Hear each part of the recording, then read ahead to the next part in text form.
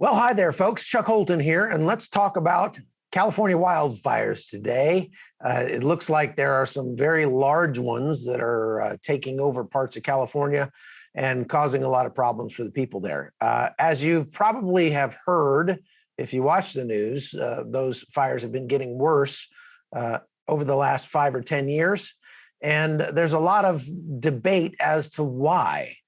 So let's talk about that a little bit today. First of all, let's go back to, I was in California last year reporting on some of the largest and most deadly wildfires in California's history. And a lot of what I found while I was there, the people that I talked to about it, still applies right now to the fires that we're seeing today. So check out this piece that I made when I was there last year. The landscape is truly apocalyptic. Millions of acres of forest are burning along the West Coast, the smoke blotting out the sun. Dozens have died, and officials fear that number could go much higher. Here in Yosemite National Park, the normally breathtaking scenery is hidden by a choking layer of smoke and falling ash, and the fire season is only getting started. The Creek Fire in the Sierra National Forest is keeping 1,600 firefighters busy day and night, but considering its size, locals say that's not nearly enough. The whole area for miles around burned, and it burned Monday, I believe. So I'm worried about my stock. Hasn't got anything to eat for 4 or 5 days. I'm hoping to get back as soon as the officers and the officials will let me in.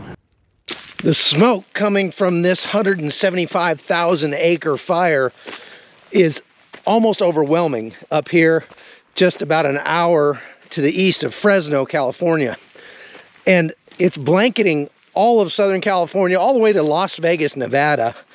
But that's not necessarily a bad thing, according to some of the officials who say that this blanket of smoke is part of what is helping to contain this fire.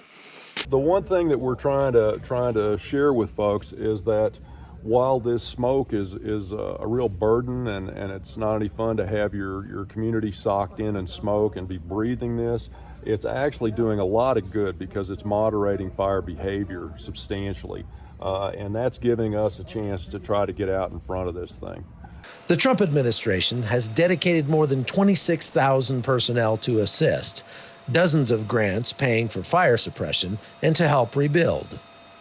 My administration is closely coordinating with state and local leaders, and we want to thank the more than 200,000 people that are working on it and 28,000 firefighters and first responders who courageously and bravely are fighting out there. They are fighting, and it's dangerous. It's dangerous. It's rapidly spreading hundreds of thousands of acres. But in many places, residents aren't waiting for government help. They're helping each other to try and save their communities. So the other day I put out a call and to have some friends come help me on our property, brush in case it's fire. The Creek Fire comes this way because the fire departments are short. And man, I have 12 guys showed up and 4 other guys on the other side cutting line, and it's just amazing. These guys are making the road wider and just making it so the fire department comes in, they have an easier time to try to stop the fire coming down. Touring the fire zone last week, California Governor Gavin Newsom blamed the carnage on climate change. We're in the midst of a climate emergency. We're in the midst of a climate crisis. We are experiencing weather conditions the likes of which we've never experienced in our lifetime. If you do not believe in science, I hope you believe in observed evidence.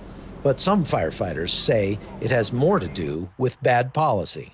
The forests are just unhealthy. They've been progressively becoming unhealthy throughout my career because when I first started, we used to do logging, which helped thin out the forest, and I guess political pressure from environmentalists, they stopped the logging. But the consequences of that is the forests are all overstocked now. So you just can't go outside if you see a fire in your mountain community and think you're going to stop it with a few local people. They're growing too large too fast. President Trump agrees and is visiting affected areas Monday. But you know, it is about forest management. Please remember the words, very simple. Forest management, please remember. Despite the massive response from state and federal governments, the fires continue to rage out of control, and residents here are continuing to pray for the best and prepare for the worst. I've been a firefighter for about 34 years now, wildland mostly, and I've seen a lot of wildfires, but I haven't seen any fires like this that have been so widespread up and down throughout the state. We are getting ready in advance of the fire that may or may not come this way, but we're doing the hazard reduction that we need to do to fortify the community here and make it safe. And they're doing a good job of it so far. We're well organized, but like I said, I haven't seen any fires like this in a long time. Chuck Holton, CBN News, Sugar Pine, California. Okay, so as you can see, there's a lot of debate as to what's causing these fires. And a lot of people say it's climate change, but you'll notice that they used to call it global warming, and now they call it climate change because they just announced that we're coming into another weather pattern, one of the La Nina weather patterns, which is actually cooling. So they don't really know if it's going up or going down, but they just say it's changing and they want to blame people for that. But if you go and look at the amount of emissions that are put out by, say, any volcanic eruption around the world, it dwarfs what would be put out by cars and people, especially in places like California. Let's go back and look at air quality for California starting back in the 1970s. When I was a kid, if you went to Los Angeles, the smog was unbelievable. You couldn't hardly see your hand in front of your face. That kind of air quality is not there anymore. I mean, you don't see that bad air quality. The air quality has improved by about 2/3 since the 1970s. And that's remarkable because the number of cars in California has gone from about 10 million to about 30 million in that same time period. So you're talking about 30 million vehicles on the road, 3 times as many vehicles on the road, and yet the air quality has dropped by, has improved by 2/3. So as we saw in that piece, one of the things that the firefighter said is that when the air quality is bad, when there's smoke in the air, when there's smog in the air, it actually reduces the amount of fires.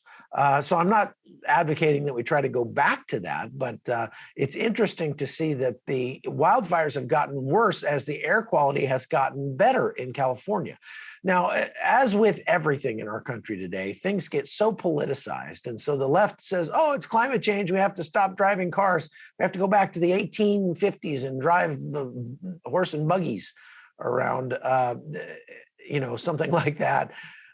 Whereas on the right, people say, well, it's a factor of poor forest management. When you stop allowing the lumber industry to do logging in California, you get all of this growth that builds up in the forest. The forests are completely overstocked, and they tend to catch fire and burn much hotter. And that means they're destroying forests that would have been actually improved by fires in the past.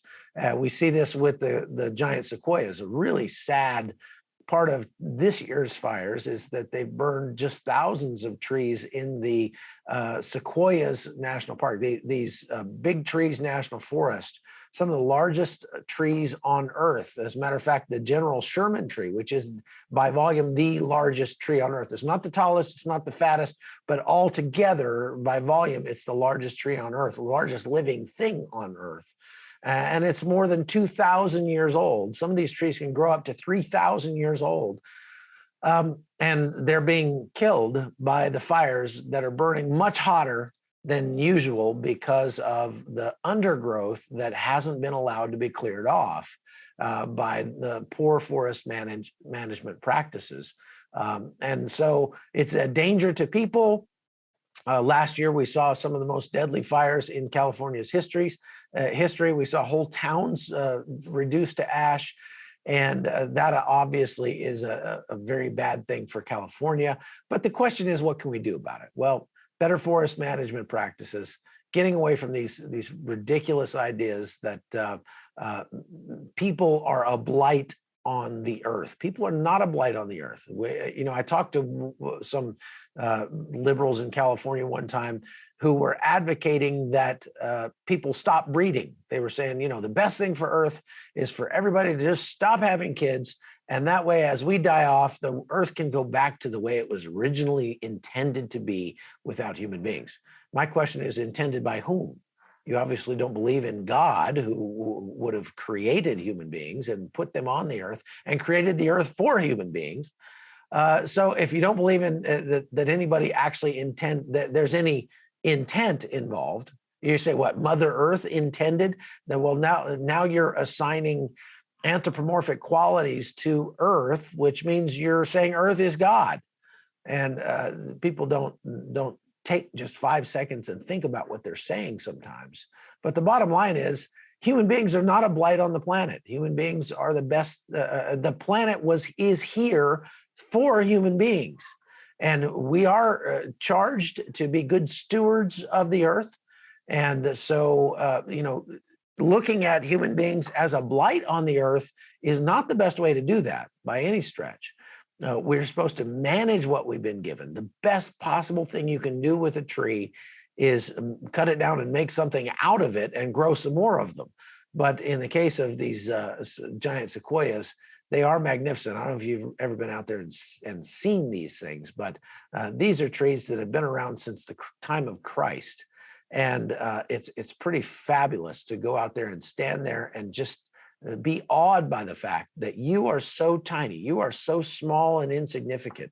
And really, the religion of environmentalism is not the promotion of the environment over people. It's the promotion of people as God. That is, we are so powerful. We have the ability to change the planet remake it in our image, to make it as we see fit, to make it cooler or to make it hotter. Like I say, any one volcanic eruption sort of puts that argument to shame. All you have to do is take a helicopter flight over the north woods of Wisconsin, for example, and see nothing but trees as far as you can see in every direction off to the horizon. And know that we are awfully small. And can we do things to improve the environment? Certainly.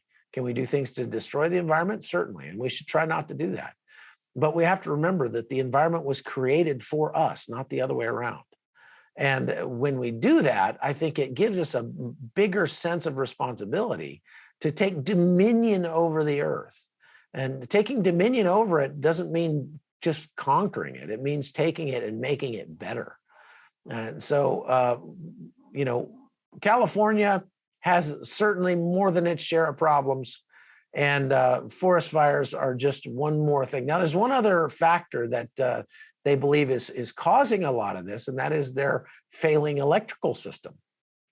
PG&E, Pacific Gas and Electric, has been charged with actual criminal counts of starting these fires because of poor management of the power grid across California. But when you go back and you look at why PG&E is in such a bad state, part of the reason is because of the ridiculous environmental regulations and restrictions that have been put on that, the power grid, meaning they're not allowed to build new power generation stations. They're not allowed to use nuclear. They're being hobbled and then punished for the fact that they can't improve. And so, of course, that just proves to me that the only thing government does well is screw things up. And I think that there are any number of examples of that across the globe. And I don't think we need to say a whole lot more about that. I think that's a pretty self-evident fact. That government does a really good job of screwing things up and not very good job at anything else. So with that, I'll leave you for today. Thanks for watching The Hot Zone. Have a good weekend. We'll see you back here on Monday. Take care.